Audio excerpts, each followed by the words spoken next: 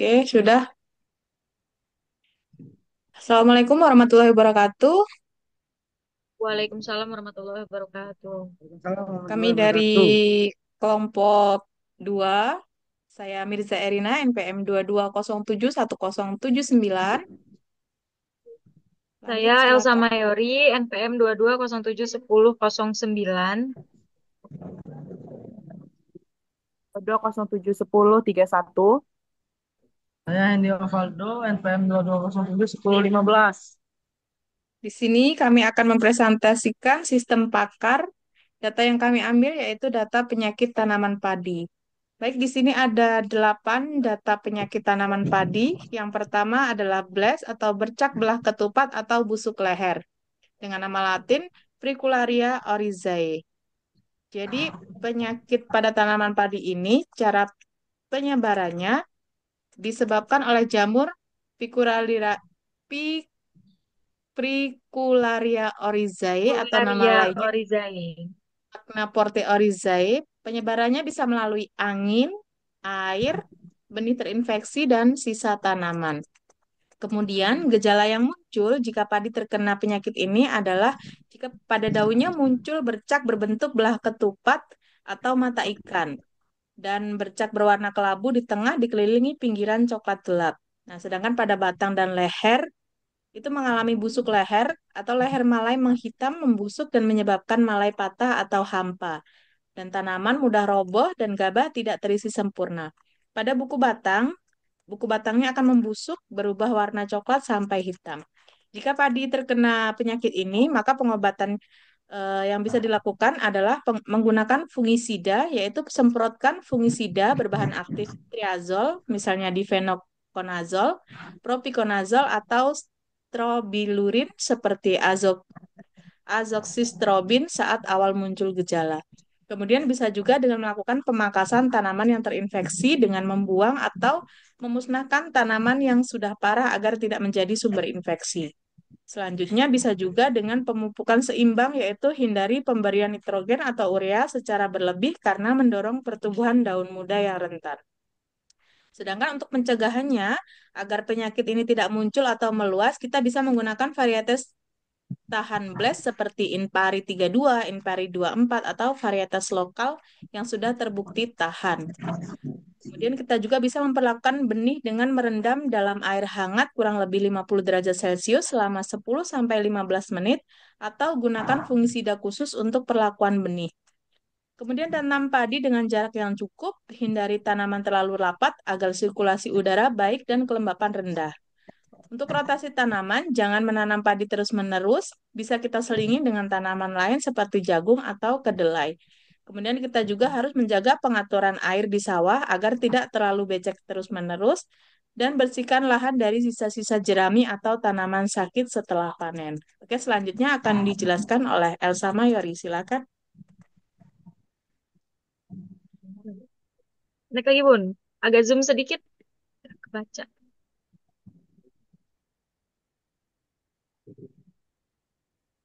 Hmm. Ya, baik. Yang kedua ada bercak coklat atau brown spot. Nama latinnya Hermitosporium oryzae.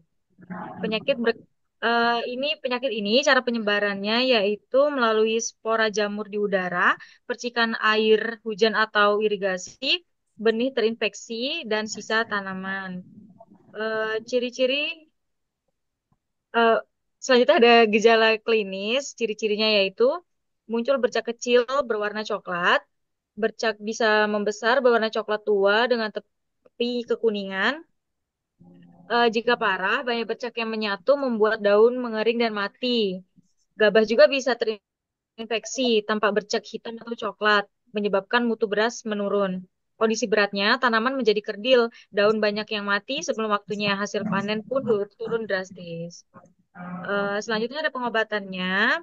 Kalau tanaman sudah terlanjur terserang, kita bisa menyemprotkan fungisida. Gunakan fungisida berbahan aktif, mancozeb, propinep, atau campuran karbendazim dan klorotalonil. Lakukan penyemprotan saat gejala awal muncul dan ulangi sesuai anjuran, biasanya 7 sampai 10 hari sekali. Pemangkasan dan sanitasinya, potong dan musnahkan bagian tanaman yang terinfeksi berat.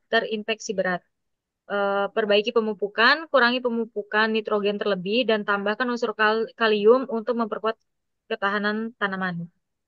Selanjutnya ada pencegahan supaya penyakit bercak coklat tidak menyerang. Gunakan benih sehat, yaitu pilih benih bersertifikat yang bebas penyakit dan gunakan varietas padi tahan bercak coklat, misalnya Impari 6, Impari 8, atau varietas lokal lain yang sudah teruji.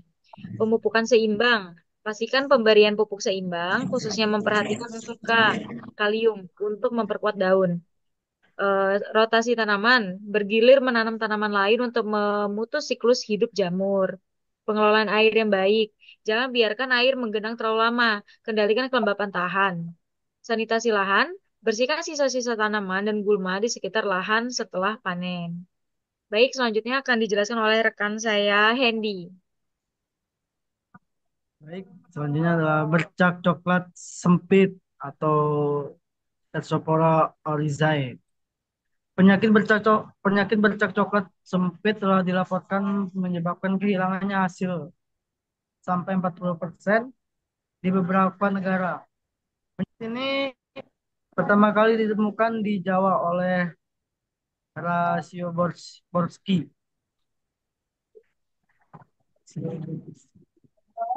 pada tahun 1900. Di Indonesia penyakit ini menimbulkan kerugian yang berarti Sudarma 2013. Yang pertama ada cara penyebaran penyakit bercak coklat sampai sering juga dengan narrow brown leaf spot disebabkan oleh jamur Cercospora oryzae. Penyebarannya terjadi melalui yang pertama ada angin spora jamur terbawa angin ke tanaman lain. Yang kedua ada percikan air. Air hujan atau irigasi membawa spora ke daun-daun padi. Yang ketiga ada sisa tanaman. Jamur bertahan di sisa-sisa tanaman sakit dari musim sebelumnya. Selanjutnya ada benih terinfeksi. Benih yang sudah tercemar jamur bisa menjadi sumber awal infeksi. Dua, gejala klinis, ciri-ciri serangan bercak coklat sampai atau pada dalam. Yang pertama ada bercak kecil, sempit berbentuk garis lurus atau memanjang seperti goresan. Selanjutnya ada warna bercak coklat sampai coklat keabu-abuan. Bercak biasanya sejajar dengan daun. Jika serangan parah, daun menjadi kering sebagian atau seluruhnya. Next, pada Malai gabah. Kadang muncul bercak kecil di Malai, tapi kerusakan utama terjadi di daun. Yang ketiga ada pengobatan. Jika padi sudah terinfeksi, semprotkan fungisida, gunakan fungisida berbahan aktif klotoroni, mancozeb atau proipnep. Pengaturan pupuk, kurangi nitrogen berlebih, tingkatkan penumpukan unsur kalium, K dan fosfor, P. Sanitasi tanaman, buang dan bakar sisa-sisa tanaman yang terinfeksi berat. Yang keempat ada pencegahan. Agar bercak coklat sampai tidak muncul, gunakan varietas tahan. Pilih varietas yang terbaik tahan terhadap penyakit daun, perlakuan benih. Rendam benih dengan air hangat atau fungsi sebelum tanam pemupukan seimbang. Hindari berlebihan nitrogen, beri cukup kalium dan fosfor. Pengelolaan air. Jaga supaya air tidak menggenang terlalu lama dan sirkulasi udara tetap baik rotasi tanaman. Jangan terus-menerus menanam padi di lahan yang sama. Pembersihan lahan. Setelah panen, bersihkan jerami dan sisa-sisa tanaman untuk memutuskan siklus hidup jamur tersebut. Selanjutnya akan dijelaskan oleh Hetika Sari. Bercak pelepah daun atau set bleak, hawar pelepah atau hawar upih daun dan busuk batang atau set break and seed rot, Richtonia solani. Penyakit ini banyak ditemukan pada tan- tanaman padi, tetapi secara ekonomi penyakit ini kurang penting di Indonesia. Cara penyebaran penyakit ini umumnya disebabkan oleh jamur Rhizotonia solani. Penyebaran terjadi melalui sisa tanaman sakit, jamur bertahan hidup di tanah, dan sisa-sisa tanaman jerami batang. Percikan air, air irigasi atau air hujan yang mengenai bagian tanaman bawah menyebarkan jamur. Kontak langsung, jamur menyebar antara tanaman yang saling bersentuhan, terutama pada kelembapan tinggi. Tanah kontaminasi, jamur bisa bertahan lama di tanah dan menyerang tanaman baru. Gejala klinis, tanda-tanda serangan tanda-tanda serangan bercak pelapah daun dan busuk batang pada pelapah daun. Muncul bercak bulat sampai lonjong, bercak coklat keabu-abuan. Bercak bisa berkembang menjadi bercak besar memanjang. Pada batang, batang di dekat permukaan air menjadi basah, busuk, dan berwarna coklat gelap sampai hitam. Batang yang terinfeksi melemah sehingga tanaman mudah rebah atau roboh. Pada fase malai, kadang malai tidak berkembang sempurna karena batang tidak kuat mendukung. Pengobatan, jika sudah terjadi infeksi, semprotkan fungisida. Gunakan fungisida berbahan aktif palidaminis, akotsistrobin atau trifloxystrobin. Pengeringan lahan, turunkan tinggi air sawah untuk mengurangi kelembapan di sekitar batang. Sanitasi, segera buang tanaman yang bersarang besar agar tidak menjadi sumber penularan. Pencegahan, agar penyakit tidak berkembang, gunakan varietas tanam.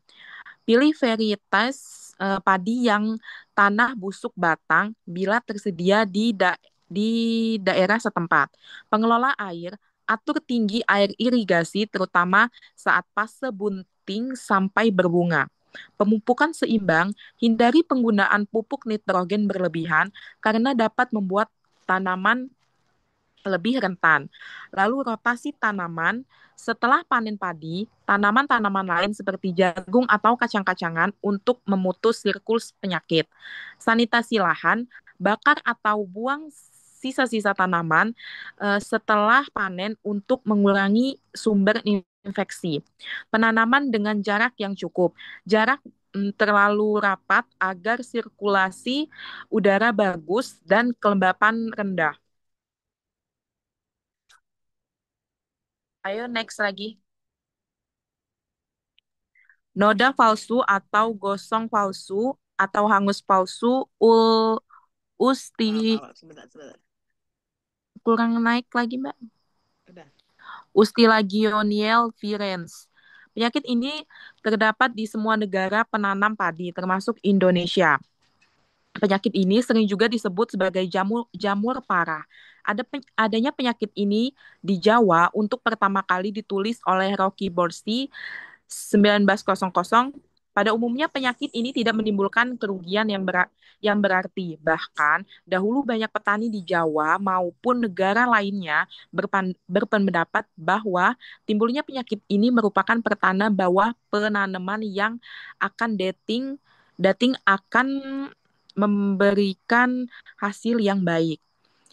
Untuk cara penyebarannya, penyakit ini disebabkan oleh jamur Tilapia barlayana atau beberapa jamur sejenis. Penyebaran terjadinya melalui benih terinfeksi spora, jamur menempel pada permukaan benih dan menginfeksi tanaman saat tumbuh. Angin, spora jamur dapat tersebar lewat angin ke tanaman sehat. Percikan air, air irigasi, atau hujan dapat membawa spora ke tanaman lain. Sisa tanaman, spora bertahan hidup di jerami, sisa panen, atau di tanah.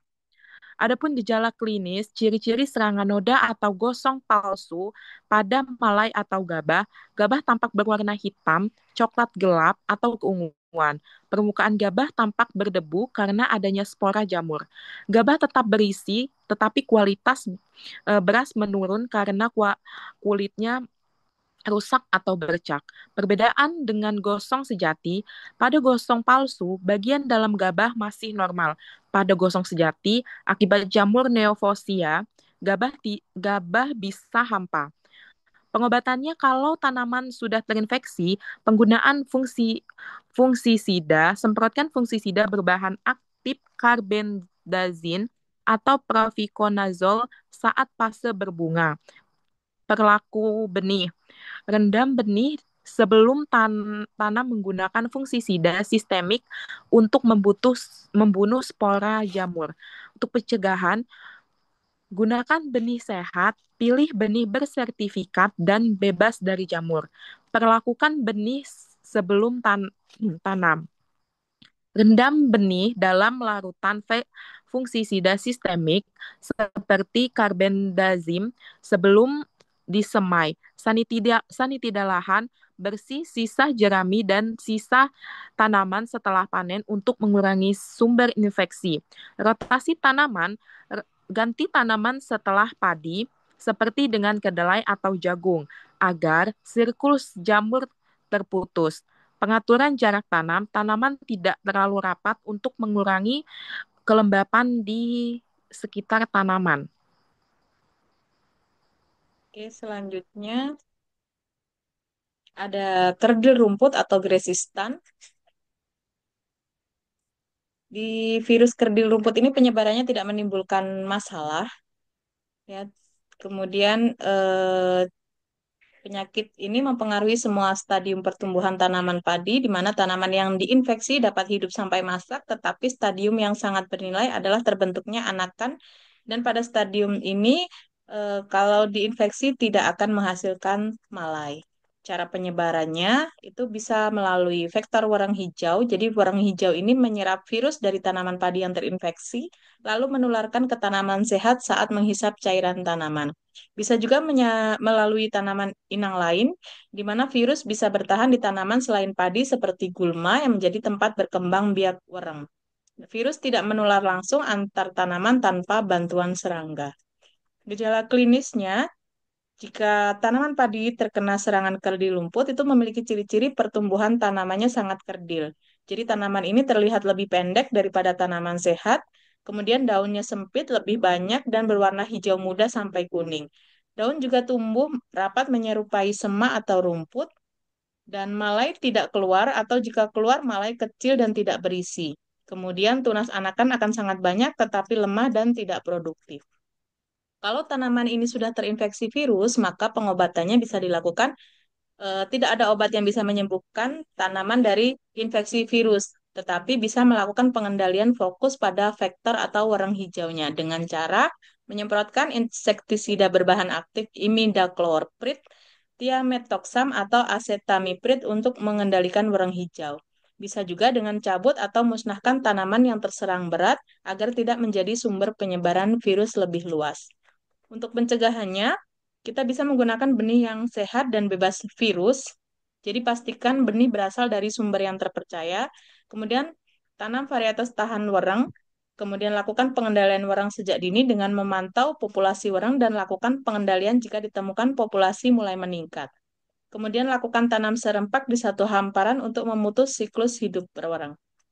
Dan bersihkan gulma di sekitar lahan karena bisa menjadi inang virus dan wereng, serta jangan menanam padi terus-menerus di lahan yang sama.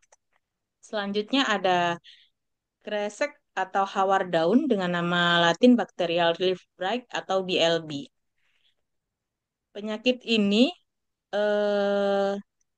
cara penyebarannya bisa melalui air hujan dan irigasi, di mana air membawa bakteri dari tanaman sakit ke tanaman sehat.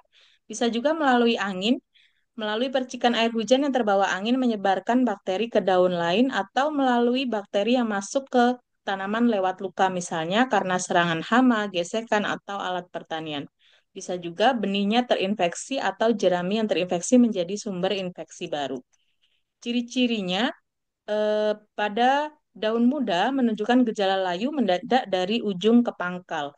Daun juga menjadi abu-abu, menggulung kemudian mengering. Biasanya terjadi setelah pindah tanam di fase vegetatif. Kemudian muncul bercak coklat keabu-abuan di tepi daun. Bercak ini bisa meluas ke seluruh daun menyebabkan daun mengering dan mati. Jika daun terinfeksi ditekan, kadang keluar cairan keruh, kekuningan, atau eksudat bakteri. Jika sudah terinfeksi, maka bisa disemprotkan bakterisida. Bisa juga menggunakan bahan aktif seperti streptomisin, kasugamisin, atau kombinasi tembaga oksiklorida. Kurangi juga pemupukan nitrogen berlebih karena nitrogen tinggi membuat tanaman lebih rentan terinfeksi. Dan bisa juga membuang daun yang terinfeksi berat untuk mengurangi sumber bakteri. Untuk pencegahannya, kita bisa menggunakan varietas yang tahan bakteri seperti Inpari 32, Ciherang, IR64, dan varietas lokal tahan kresek lainnya. Kemudian kita bisa juga memperlakukan benih sebelum tanam dengan merendam benih dalam air hangat kurang lebih 50-55 derajat Celcius selama 10-15 menit untuk membunuh bakteri. Kemudian jangan berlebihan memberi nitrogen, seimbangkan dengan fosfor dan kalium. Hindari genangan air terus-menerus pada awal fase pertumbuhan. Tanam serentak di satu hamparan untuk mengurangi penyakit dari satu lahan ke lahan lain dan ganti tanaman padi dengan tanaman non-padi untuk memutus siklus penyakit. Selanjutnya akan dijelaskan oleh Elsa.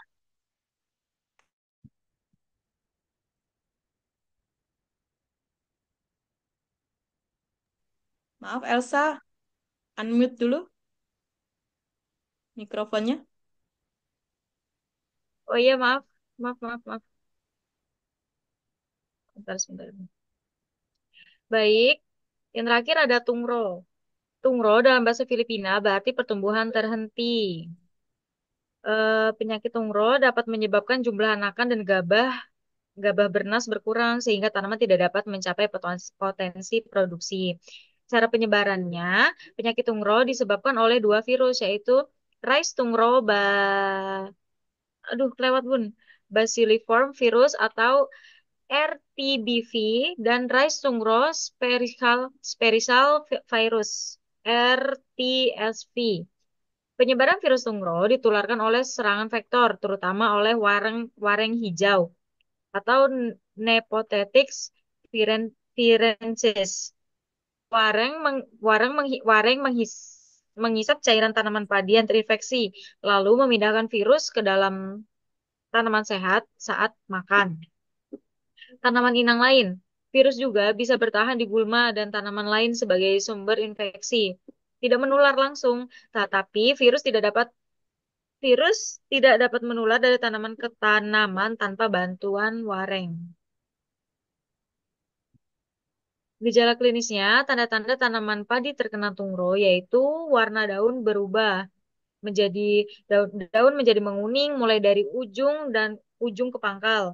Daun memendek dan sempit membuat tanaman tanpa kerdil dan pertumbuhannya terhambat. Anakannya berkurang. Tanaman menghasilkan sedikit tunas baru, malai sedikit atau tidak keluar. Kalaupun keluar, gabah kosong atau kecil. Tanaman mudah rebah karena pertumbuhan akar juga terganggu. Gejala bisa bervariasi tergantung jenis virus mana yang dominan. Jika tanaman sudah terserang, pengobatannya tidak ada pengobatan yang dapat menyembuhkan tanaman dari virus, tetapi fokus pengendalian vektor, warna hijau.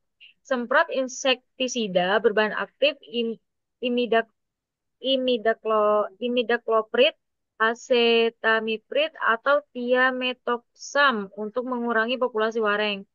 Cabut tanaman terinfeksi berat. Tanaman yang parah harus dicabut dan dimusnahkan untuk mengurangi sumber virus. Langkah-langkah pencegahan penyakit tungro. Gunakan varietas tahan tungro, seperti varietas Impari 19, Impari 33, dan beberapa varietas lokal tahan lainnya. Pengaturan waktu tanam. Melakukan tanam serempak di satu hamparan untuk memutus siklus wareng. Perlakuan benih. Gunakan benih sehat dan bisa direndam dalam insektisida sistemik sebelum semai untuk melindungi fase awal tanaman. Pengendalian gulma. Bersihkan gulma yang bisa menjadi tempat hidup wareng. Pantau populasi wareng. Slide bone, please.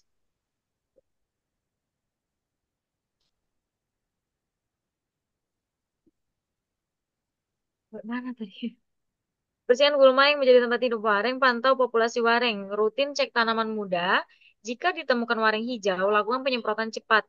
Rotasi tanaman, tanam tanaman selain padi selama beberapa musim untuk memutus siklus penyakit.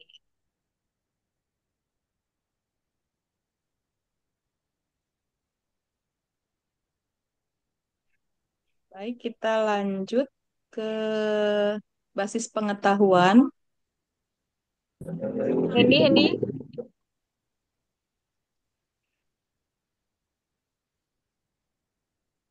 Aduh, 10 menit lagi kita selesai. Silakan habis dijelaskan ini terlebih waktunya. dahulu basis pengetahuan.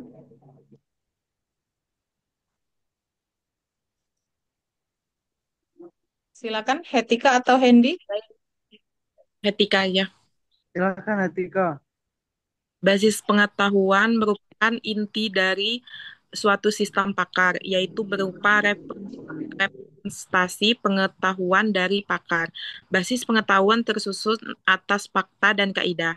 Fakta adalah informasi tentang objek, peristiwa, atau situasi di mana informasi yang didapat dalam penelitian ini berupa penyakit, indikasi gejala, kontrak indikasi, dan hal-hal pendukung lainnya. Kaidah adalah cara untuk membangkitkan suatu fakta baru dari fakta yang sudah diketahui, disusun seperti tabel yang mudah dimengerti. Tabel penyakitnya, di sini yang pertama ada belah ketupat, nama lainnya Placorio oryzea, lalu ada bercak coklat atau brown spot, Helminthosproium oryzea, bercak coklat Orizai. sempit, oryzain, Cercospora oryzain, lalu ada bercak pelepah daun, atas lagi Mbak, bapah daun, yaitu Rhizo, Rhizoctonia solani, noda palsu, atau gosong palsu, atau hangus palsu. Nama lainnya Istilagionidea virens, lalu ada rumput, Gaisistan, gresek atau hamar daun, bakteri left leaf atau BLB, lalu ada tungro. Untuk gejalanya, muncul bercak berbentuk belah ketupat atau mata ikan, bercak berwarna kelabu di tengah dikelilingi pinggiran coklat gelap, leher malai menghitam, membusuk, dan menyebabkan malai patah atau hampa, tanaman mudah roboh, dan gabah tidak terisi sempurna, buku batang membusuk, berubah warna coklat sampai hitam, muncul bercak kecil berwarna coklat berbentuk bulat sampai opal. Bercak bisa membesar berwarna coklat tua dan dengan tepi kekuningan. Jika parah, banyak bercak yang menyatu membuat daun mengering dan mati. Gabah bisa terinfeksi tanpa bercak hitam atau coklat, menyebabkan mutu beras turun, bercak coklat pada kulit gabah. Tanaman menjadi kerdil, daun banyak yang mati, sebelum waktunya hasil panen turun drastis.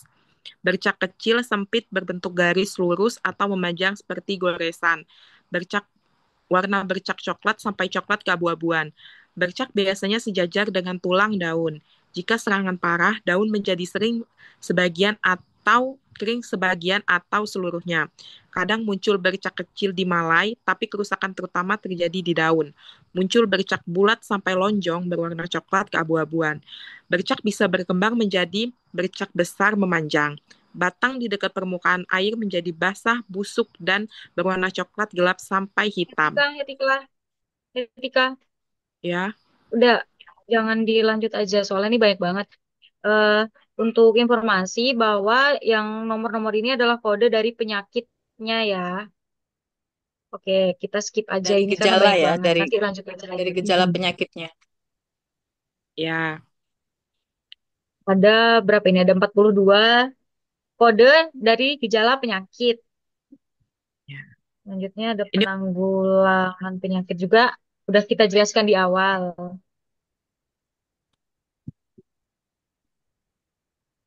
Kita langsung ke mesin intervensi mungkin ya. Karena di sini, nah untuk di sini di tabel rule penyakit dan gejala ternyata setelah kita analisis semua penyakit tidak ada gejala yang sama. Jadi masing-masing penyakit dengan gejala yang berbeda sehingga Gejala yang berbeda. ya, tanda kita hanya satu-satu dari masing-masing di mana di sini ABC ini adalah nama penyakit dan kode 0102 ini adalah gejalanya. Jadi setiap satu penyakit dia memiliki tidak ada satu kode gejala dengan penyakit yang sama. Bisa kita lihat sampai dengan 8 penyakit tidak ada yang memiliki gejala yang sama. Selanjutnya Sama. kita ke mesin inferensi. Nah, di sini kita mencoba berdasarkan tabel rule gejala dan penyakit tadi, maka dapat solusi dan kesimpulan bahwa bercak belah ketupat atau busuk leher ini memiliki kurang lebih 5 gejala, bercak coklat juga sama. Nah, di sini karena tidak ada gejala yang sama dari 8 penyakit ini, sehingga Samaan tidak ada garis yang menghubungkan antara satu penyakit dengan penyakit lain. penyakit lainnya. Kami rasa cukup ya. Alhasil jadi panah kita cuma lurus saja. Dan untuk selanjutnya yang bab 4 yaitu tentang Forward chaining ya, kalau nggak salah. Gertensi faktor ya. Oh iya, Gertensi itu masih faktornya kita proses, masih Pak. on proses, Pak. Belum selesai, mohon maaf sebelumnya. Jadi presentasi kami Jika cukup banyak sekian. kesalahan dalam kami menjelaskan. Kami akhiri. Wassalamualaikum warahmatullahi Assalamualaikum wabarakatuh. warahmatullahi wabarakatuh. Emang tadi kan Ibu ya, tadi assalamualaikum.